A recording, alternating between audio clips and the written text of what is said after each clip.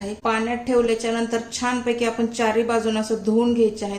धुल्याच्या नंतर आपण काय करायचं आहे, वरची बाजू थोडीशी काढायची आहे कारण यामध्ये चीक असतो। त्यानंतर आपण हलक्या हातानं याचे सर्व छिलके काढून घ्यायचे आहेत किंवा मग आपण असं हातानं जरी काढलं तरी काही हरकत नाही, काढून घ्यायचे आहेत। असंच आपण सर्व आंब्याचे छिलके काढून घेऊया। छिलके काढल्याच्या नंतर आपण भेटणारच आहोत। हे बघा मैत्रिणींनो, सर्व आंबे आपले छिलून झालेले आहेत। आता आपण काय करायचं आहे, एक चाकूच्या सहाय्यानं सर्व आंब्याचा असा गर काढून मिक्सर मध्ये टाकायचा आहे। छोटे मोठे आकाराने सर्व आपण छिलून यामध्ये टाकूया। आज आपण या व्हिडिओ मध्ये मँगो ज्यूस, आमरस नाही करत आहोत आपण, मँगो ज्यूस कसा बनवायचा हे बघत आहोत। रेसिपी आवडली तर नक्कीच लाईक अँड शेअर करायला विसरू नका। त्याबरोबरच कमेंट्स करा आणि तुमचे सजेशन मला कळवा। तर कधी पण करताना आंबा थोडा, कुठल्याही आंब्याचा आपण ज्यूस बनवू शकतो, असं नाही की हापूस आंबाच असावा।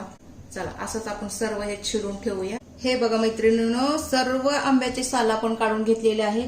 यामध्ये टाकूया आपण 2 चमचे साखर आहे। तर थोडाफार गोड असतो आंबा, जास्त गोड नाही हा आंबा, तर साखर ऑप्शनल आहे, तुम्हाला आवडत असेल तर टाका। त्यानंतर टाकूया 1 चिमूटभर मीठ, कारण कुठलाही गोड पदार्थ करताना थोडं तरी मीठ टाकावं। आता आपण काय करायचंय मंडळी, झाकण लावून मिक्सर वरती एकदम स्मूथ पेस्ट करून घ्यायची आहे किंवा स्मूदी अगोदर आपण असंच फिरून घ्यायचं आहे। त्यानंतर आपण थोडंसं यामध्ये पाणी टाकायचं आहे। हे बघा, तर कसं आहे, ज्यूस म्हटल्यानंतर थोडंसं पातळ असणं गरजेचं आहे। आपण पाणी टाकायचं आहे। पाणी टाकून आपण एकदा आणखीन थोडंसं फिरून घ्यायचं आहे। हे बघा मैत्रिणींनो, हा ज्यूस खूप घट्ट होतो मैत्रिणींनो। हा हापूस आंबा आहे, जर नॉर्मल साधा आंबा असता तर एवढा घट्ट नसता झाला। आपण यामध्ये ज्यूस म्हणून प्यायचा असेल तर यामध्ये आपण पाणी टाकून पिऊ शकता। आणि जर समजा चपाती किंवा पुरणपोळी बरोबर खायचा असेल तर एवढी थिकनेस ठीक आहे।